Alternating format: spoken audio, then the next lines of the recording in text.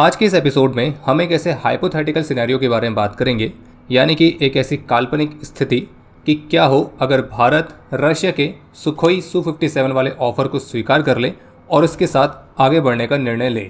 तो फिर ये स्ट्रेटेजिकली, टेक्निकली, फाइनेंशियली, जियोपॉलिटिकली किस तरह से भारत को इम्पैक्ट करेगा? क्या प्रॉज रहेंगे, क्या कॉन्स रहेंगे?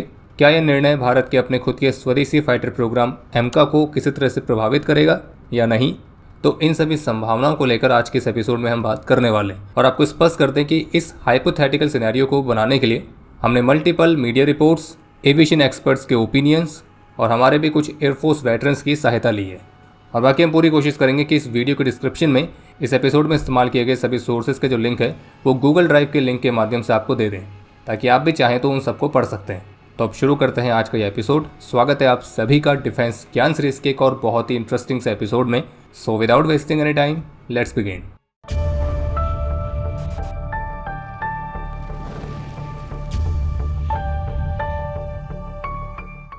तो सबसे पहले इस सुखोई Su-57 के ऑफर के बारे में कुछ बातें क्लियर कर लेते हैं, क्योंकि इसको लेकर जो मीडिया रिपोर्ट्स है वो आती ही रहती हैं और उन सभी को हम भी डिफेंस अपडेट में कवर करते ही रहते हैं। और शायद इसी वजह से कभी कभी व्यूअर्स को ये भी लगता है कि जब हमें एंगेजमेंट ज़्यादा चाहिए होता है तो हम Su-57 की कोई न्यूज़ ले आते हैं, पर ऐसा नहीं है। न्यूज़ आती है तो हम उसको रिपोर्ट करते हैं। और अब हम आपको ये बताते हैं कि ये वीडियो जब रिकॉर्ड हो रही है, यानी कि आज तारीख है 1 मई 2026, तो अभी तक इस Su-57 को लेकर जो ऑफिशियल कन्फर्मेशन है वो क्या है वो हम आपको बताते हैं, क्योंकि वही सबसे इंपॉर्टेंट है। तो रशिया और भारत दोनों के ही ऑफिशियल्स ने कंफर्म किया है कि इस फाइटर को लेकर जो डिस्कशन है वो चल रहा है, लेकिन अभी तक भारत ने इस पर कोई भी निर्णय नहीं लिया है। अभी केवल डिस्कशन चल रहा है। इसके अलावा रशिया ने ऑफिशियली ऑफर दिया है कि भारत अगर सुखोई Su-57 के साथ जाता है, टेक्नोलॉजी ट्रांसफर के साथ इस एयरक्राफ्ट को भारत में ही बनाया जाएगा। और रशिया ने यह भी कहा था कि भारत में इस फाइटर को बनाने के लिए 50% तक की फैसिलिटी ऑलरेडी मौजूद है। और इसी बात की पुष्टि HAL के सीनियर ऑफिशियल ने भी करी थी, जिसमें उन्होंने ये बताया था कि इस एयरक्राफ्ट की कैपेबिलिटीज़ के बारे में रशिया की टीम ने एक प्रेजेंटेशन इंडियन एयरफोर्स की टीम के सामने दी है। बाकी इन एयरक्राफ्ट को भारत में बनाने के लिए हमने भी अपने प्लांट्स की कैपेसिटी का एक अनुमान लगाया है और रशिया की कमेटी ने भी स्टडी किया है कि लगभग 50% तक की फैसिलिटीज़ इस एयरक्राफ्ट को भारत में बनाने के लिए हमारे पास पहले से है, लेकिन फिर भी कुछ नई इन्वेस्टमेंट की रिक्वायरमेंट पड़ेगी। अब वो इन्वेस्टमेंट कितनी रहेगी, कितनी लागत आएगी, तो उसका जो कोटेशन है वो रशिया की तरफ से भी आना बाकी है।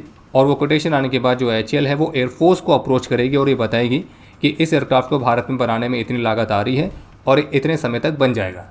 तो अगर आप इसको एक लाइन में समझें तो बस ये कंफर्म है कि हाँ, भारत और रशिया के बीच इस एयरक्राफ्ट को लेकर जो डिस्कशन है वो एक्टिव है, नेगोशिएशंस चल रहे हैं, लेकिन इस पर कोई ठोस निर्णय अभी तक नहीं लिया गया।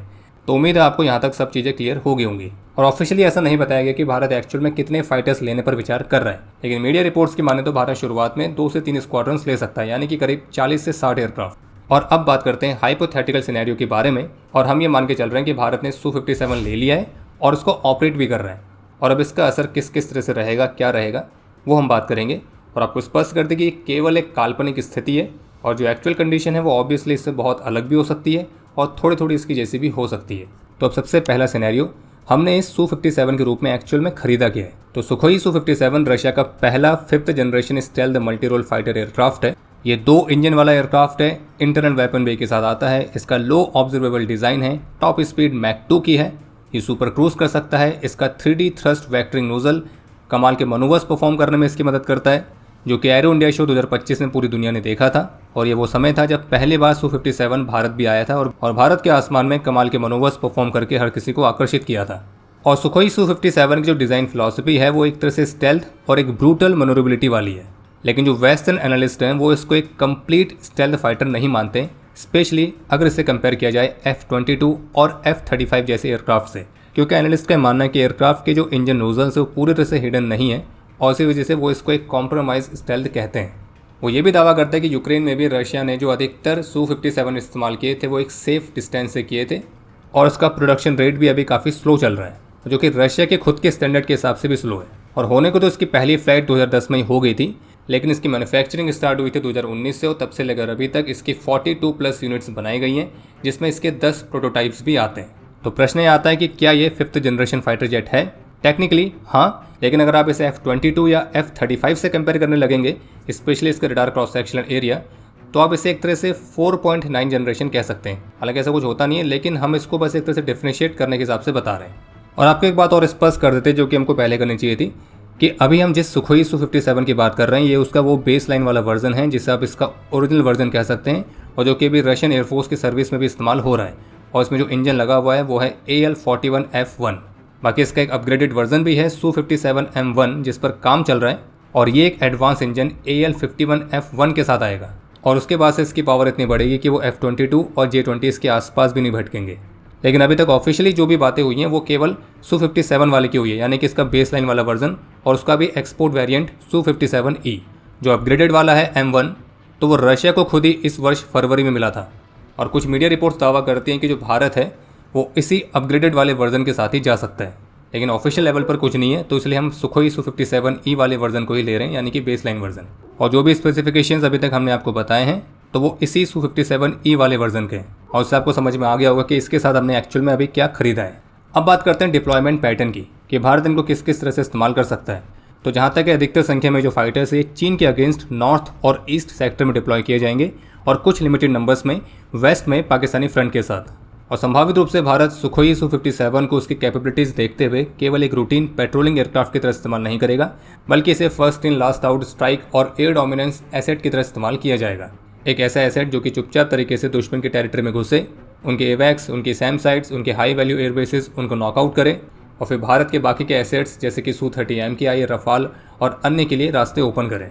भारतीय वायुसेना Su-57 को 3 स्पेसिफिक रोल्स के लिए इस्तेमाल कर सकती है।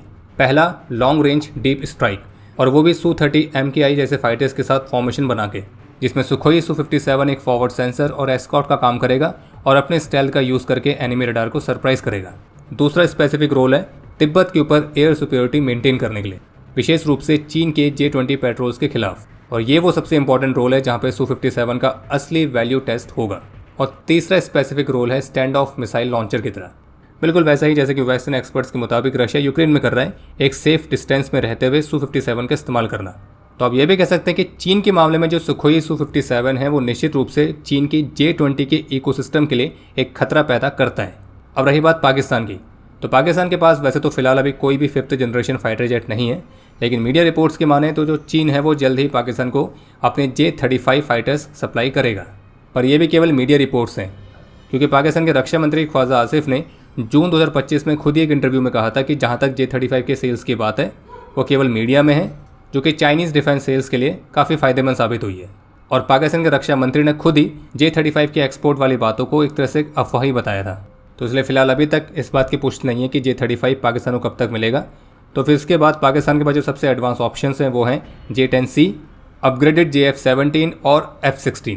और जैसे कि हमने इस बात की उम्मीद करी है कि वेस्टर्न फ्रंट पर Su-57 की एक स्मॉल यूनिटी डिप्लॉय होगी, लेकिन फिर भी एक लिमिटेड सुखोई Su-57 की प्रेजेंस पाकिस्तान में एक मैसिव साइकोलॉजिकल और टैक्टिकल इम्पैक्ट क्रिएट कर सकती है, क्योंकि सुखोई Su-57 कॉन्फ्लिक्ट में पाकिस्तानी एयरफोर्स के एवैक्स, उनकी स्टैंड ऑफ स्ट्राइक एयरक्राफ्ट तो उनको डाउन कर सकता है, उनके वहाँ डीप फ्लाई करके उनकी हाई वैल्यू टारगेट्स को तबाह कर सकता है, और भारत की न्यूक्लियर डिलीवरी ट्राइड में एक स्टेल्दी लेयर ऐड कर सकता है।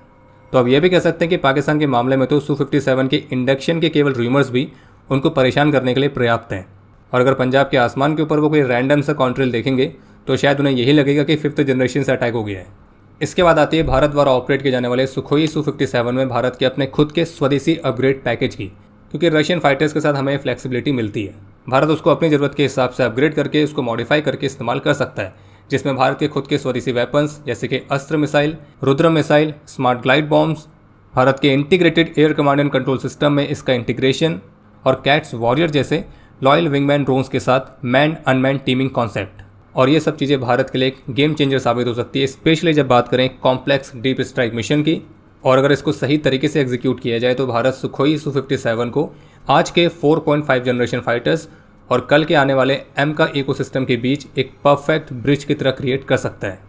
तो ये तो होगी कुछ पॉजिटिव साइड Su-57 को ऑपरेट करने की, लेकिन ऑब्वियसली इसको ऑपरेट करने के नेगेटिव साइड भी हैं। और सबसे पहले स्पेयर्स। रशिया भले ही अभी भी सैंक्शंस लगने के बावजूद भी प्रोडक्शन किसी तरह से मेंटेन कर पा रहा है, लेकिन एक्सपोर्ट कस्टमर्स के लिए जो स्पेयर्स की सप्लाई है वो अभी भी पैची सी बनी हुई है, और अल्जीरिया इसका एक जीता जागता एग्जाम्पल है। जो Su-57 है उसका अवेलेबिलिटी रेट इनिशियली 75% to 80% तक बताया गया है, लेकिन 3-4 साल आते आते ये संभावित रूप से 55 से 60% तक भी गिर सकता है अगर स्पेयर पार्ट सप्लाई चेन ऐसी प्रभावित रही तो।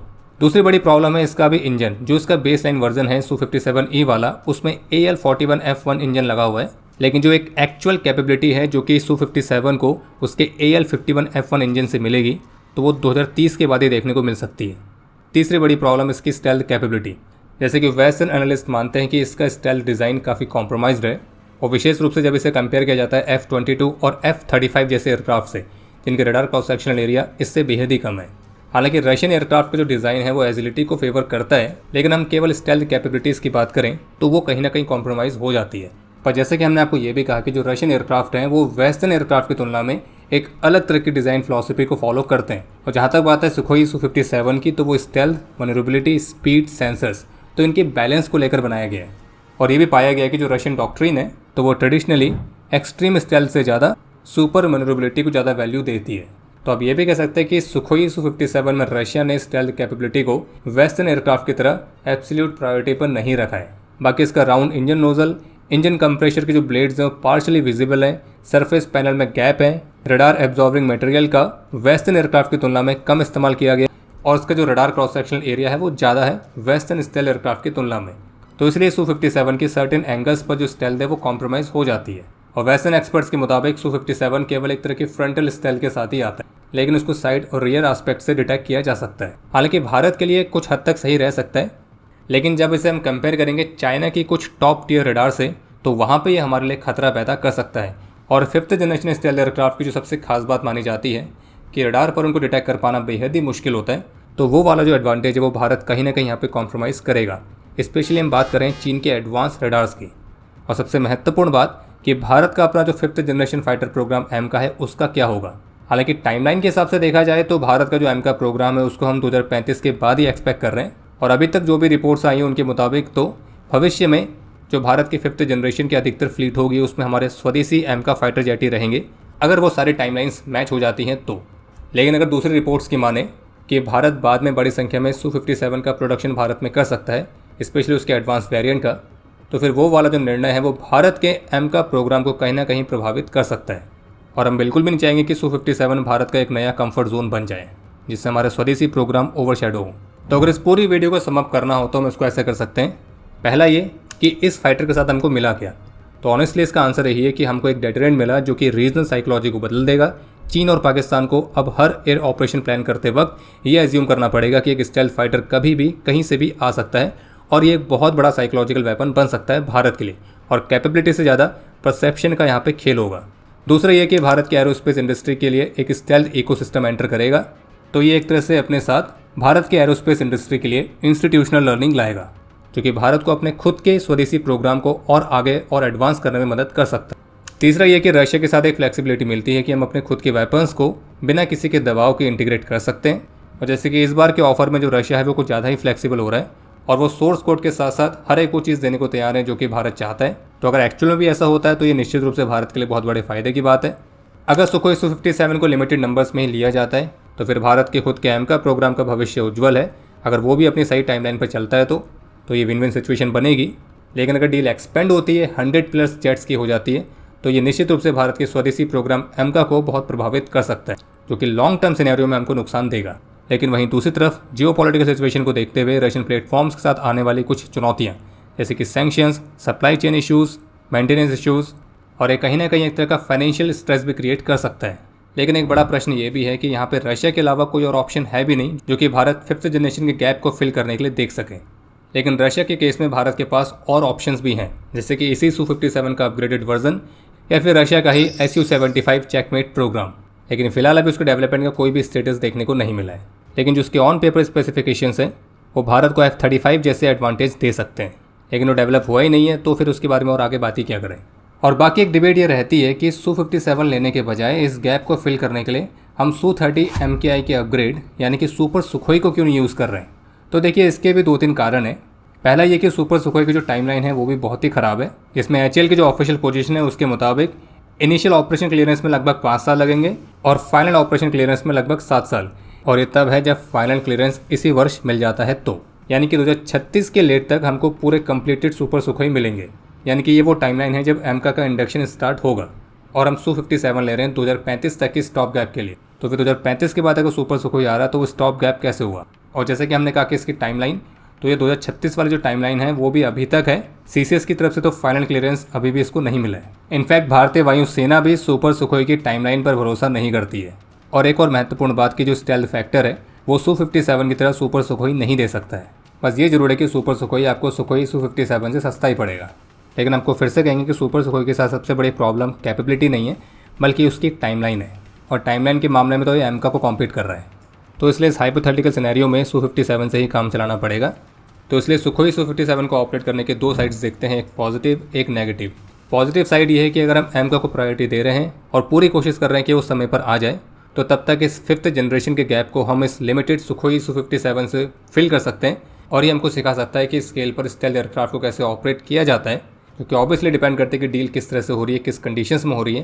कहने का मतलब ये है कि पॉजिटिव साइड भी खास करके तब काम करेगी जब इस डील के साथ जो ऑफर्स दिए गए हैं, जैसे कि टेक्नोलॉजी ट्रांसफ़र, सोर्स कोड और हर एक उस रिक्वायरमेंट को पूरा करने का प्रॉमिस जो कि भारत चाहता है। और वो नेगेटिव साइड ये है कि ये एक कारण बन सकता है भारत के home grown 5th generation ecosystem को डिले करने का। और देखिए, सीधी सी बात है कि किसी भी कंट्री में डिफेंस प्रोक्योरमेंट इतना सीधा सा नहीं होता, वो कॉम्प्लेक्स होता ही है। और भारत में कुछ ज़्यादा ही कॉम्प्लेक्स है। इसके लिए हमारी ब्यूरोक्रेसी को सलाम। ये स्लो भी होता है, महंगा भी होता है, बहुत ही फ्रस्ट्रेट करने वाला भी होता है। लेकिन अगर भारत सही चीज़ें सही तरीके से करे तो ये वाला जो सिनेरियो है भारत की एयर पावर को निश्चित रूप से जेन्युइन तरीके से ट्रांसफॉर्म कर सकता है। और वहीं इसका दूसरा साइड भी है, अगर सही तरीके से नहीं किया तो ये नुकसान भी दे सकता है। अब बाकी इस पर आपके जो भी विचार है आप उसे कमेंट सेक्शन में शेयर कर सकते हैं। और इसी तरह की और भी वीडियोस देखने के लिए चैनल को सब्सक्राइब करना ना भूलें। बाकी हम जल्द मिलेंगे नए एपिसोड के साथ, तब तक के लिए जय हिंद, जय भारत।